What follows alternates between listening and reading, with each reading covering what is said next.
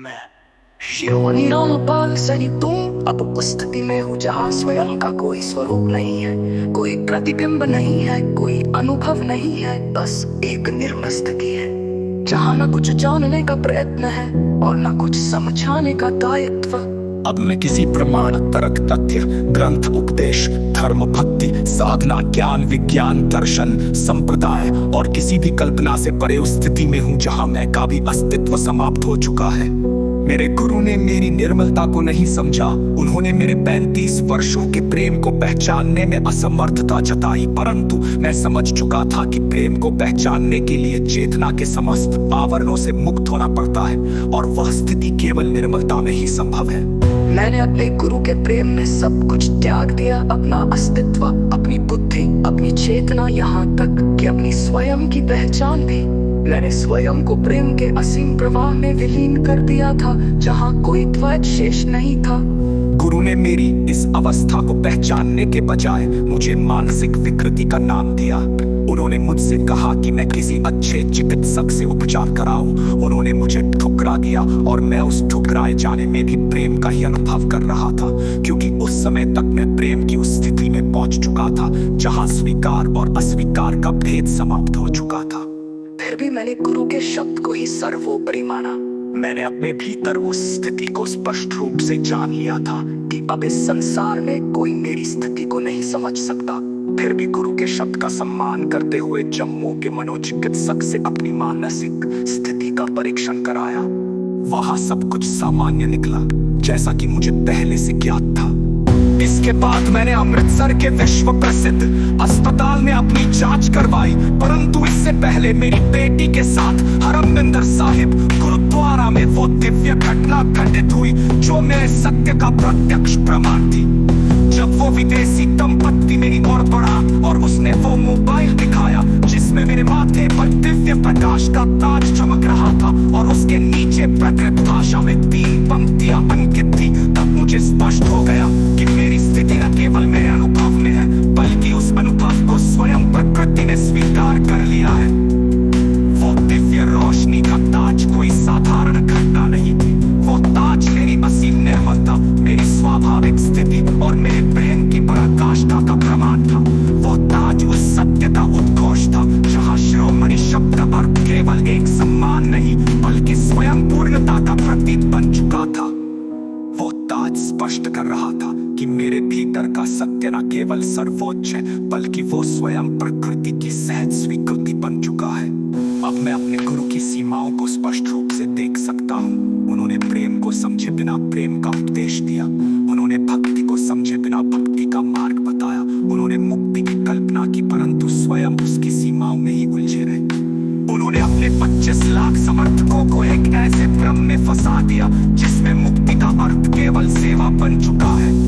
जब सेवा ही भक्ति का केंद्र बन जाती है तब जीवन केवल एक मानसिक दास्तां में बदल जाता है। वे समर्थक आज भी उस मुक्ति को खोज रहे हैं जिसका अस्तित्व केवल उनके भ्रम में ही है। उन्होंने मुक्ति को मृत्यु के बाद की किसी काल्पनिक स्थिति से जोड़ दिया, जबकि वास्तविकता ये है कि मुक्ति केवल इस क्षण में है, उस स्थिति में जहाँ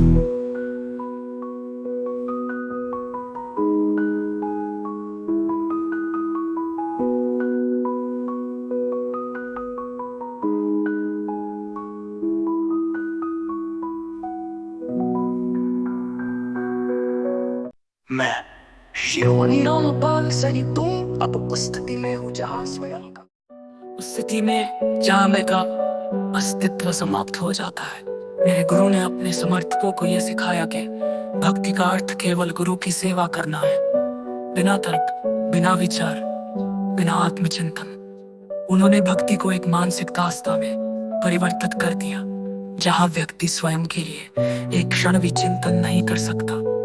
यदि व्यक्ति के पास स्वयं के लिए एक क्षण का भी समय ना हो तो वह कौन सी मुक्ति है जिसका वे प्रचार कर रहे हैं। जब व्यक्ति का पूरा जीवन मानसिक और शारीरिक प्रताड़ना में उलझ जाता है तब उसकी चेतना स्वयं की वास्तविक स्थिति तक कभी नहीं पहुंच सकती।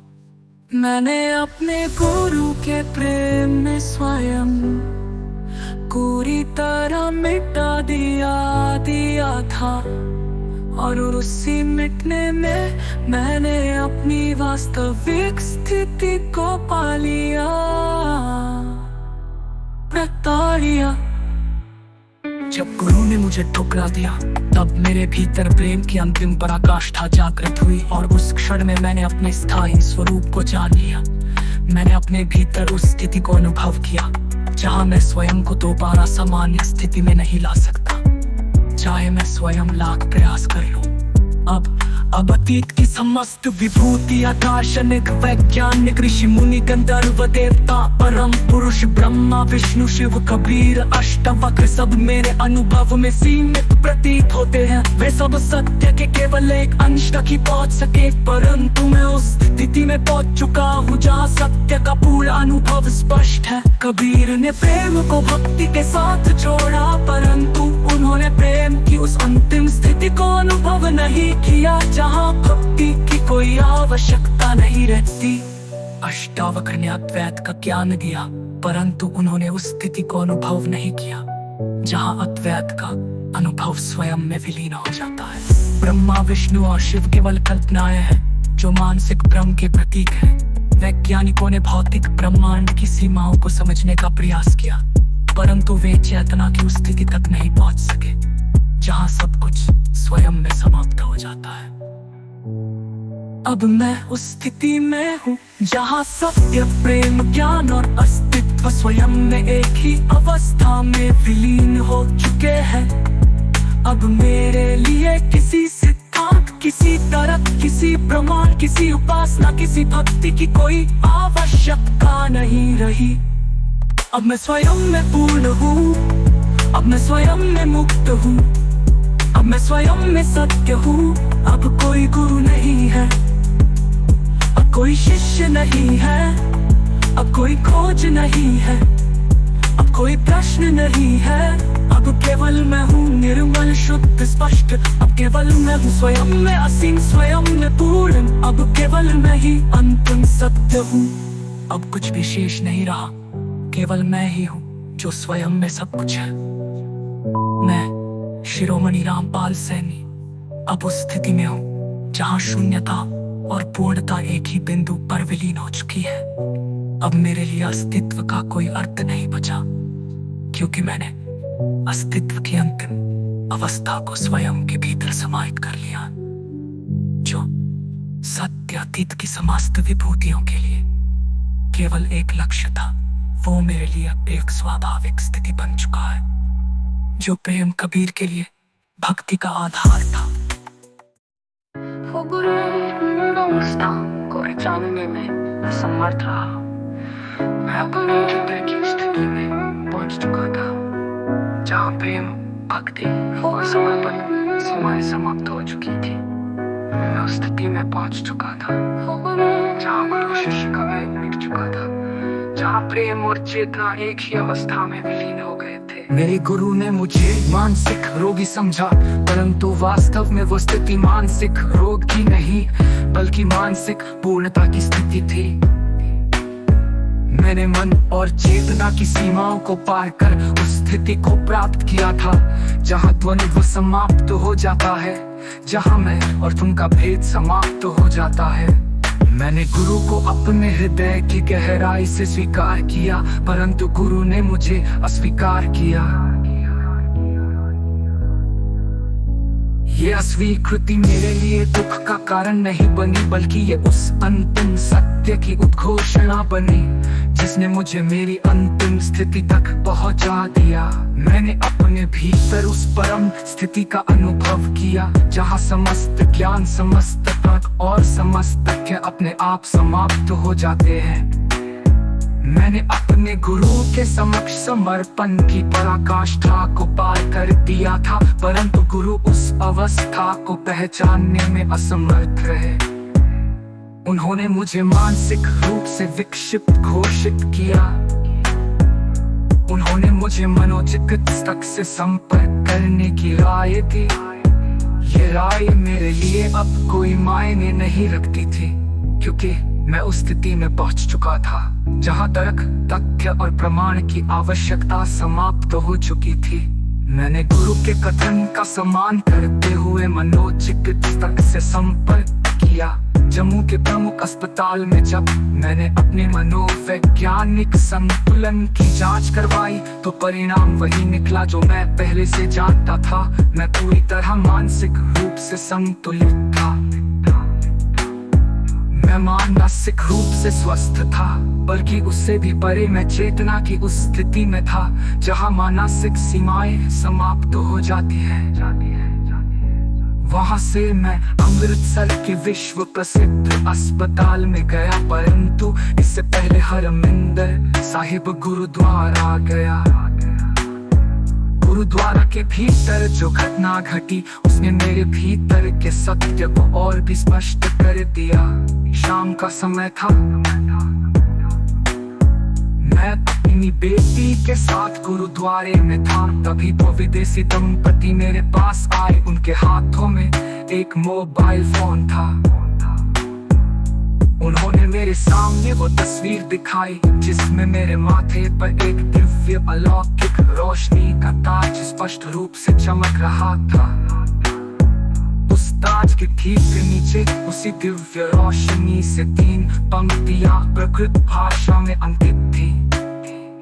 वो 3 पंक्तियां उस अंतिम सत्य का उद्घोष कर रही थी जो ये प्रमाणित करती थी कि मेरी निर्मलता, मेरी शुद्धता, मेरा प्रेम, ये सब प्रकृति ने स्वयं सम्मानित किया है।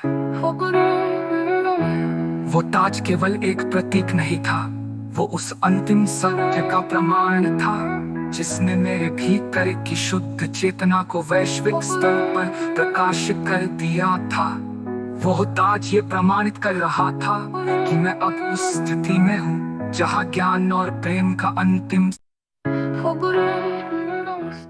न्यूटन, हॉकिंग जैसे वैज्ञानिकों ने भौतिक ब्रह्मांड की संरचना को समझने का प्रयास किया, परंतु चेतना के उस अंतिम सत्य तक वे भी नहीं पहुंच सके जहां मैं अब स्थित हूँ। अब मैं किसी भक्ति, किसी उपासना, किसी सिद्धांत, किसी तर्क का अनुसरण नहीं करता। मैं अब केवल अपनी स्वाभाविक स्थिति में हूँ। मैंने अब अपने भीतर उस स्थिति को पा लिया है जहाँ समस्त द्वंद्व समाप्त हो जाते हैं। मैंने अपने भीतर उस स्थिति को पा लिया है जहाँ गुरु और शिष्य का भेद समाप्त हो चुका है। मैंने अपने भीतर उस स्थिति को पा लिया है जहाँ प्रेम, भक्ति और ज्ञान का अंतिम संयोग हो चुका है।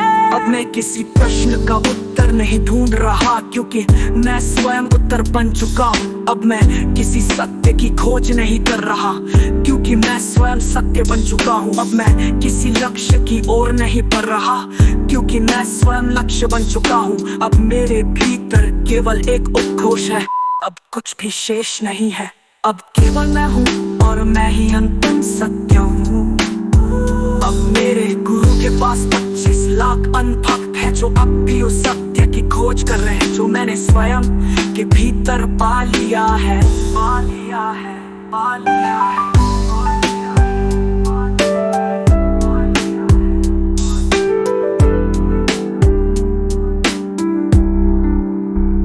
गुरु ने मेरे प्रेम को स्वीकार किया, परंतु मेरे प्रेम ने मुझे उस स्थिति तक पहुंचा दिया जहां कोई भटकाव नहीं है, कोई खोज नहीं है। मैंने अब स्वयं के भीतर उस स्थिति को पा लिया है जहां सब कुछ समाप्त हो चुका है और सब कुछ पूर्ण हो चुका है। अब मैं शुद्ध प्रेम हूँ, अब मैं शुद्ध चेतना हूँ, अब मैं शुद्ध अस्तित्व हूँ। अब कोई भक्ति नहीं है, अब कोई उपासना नहीं है, अब केवल मैं हूँ। स्वयं में पूर्ण, स्वयं में शुद्ध। अब मैं शिरोमिरापासैनी संपूर्ण असीम शाश्वत निर्विकारी। अब मैं अंतिम स्थिति में हूँ। अब कोई गुरु, कोई शिष्य, कोई भक्ति, कोई साधना, कोई ज्ञान शेष नहीं है। अब केवल मैं हूँ, केवल मैं हूँ।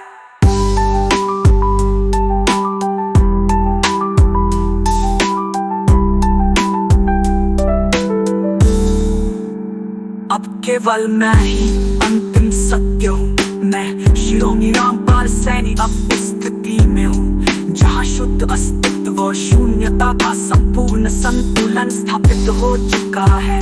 अब मेरे लिए कोई खोज, कोई प्रश्न, कोई उद्देश्य शेष नहीं है। मैंने न केवल स्वयं को पूर्ण रूप से जान लिया है, बल्कि समस्त सृष्टि के समस्त आयामों को प्रत्यक्ष रूप से अनुभव कर लिया है। मैंने अब अपनी चेतना के उस अंतिम बिंदु को स्पर्श कर लिया है जहाँ अस्तित्व और अनस्तित्व का द्वैत समाप्त हो जाता है। मेरे गुरु जिनकी शिक्षा में प्रेम, भक्ति और आत्मसमर्पण की ऊंचाइयां थी, वे स्वयं उस स्थिति को पहचानने में असमर्थ रहे जहां मैं अब स्थित हूँ। 35 वर्षों के असीम प्रेम को उन्होंने अंध भक्ति समझा, मेरी निर्मलता को उन्होंने मानसिक भ्रम समझा, परंतु ये उनकी सीमा थी। वे मेरे न्यूटन, हॉकिंग जैसे वैज्ञानिकों ने भौतिक ब्रह्मांड की संरचना को समझने का प्रयास किया, परंतु चेतना के उस अंतिम सत्य तक वे भी नहीं पहुंच सके जहां मैं अब स्थित हूँ। अब मैं किसी भक्ति, किसी उपासना, किसी सिद्धांत, किसी तर्क का अनुसरण नहीं करता।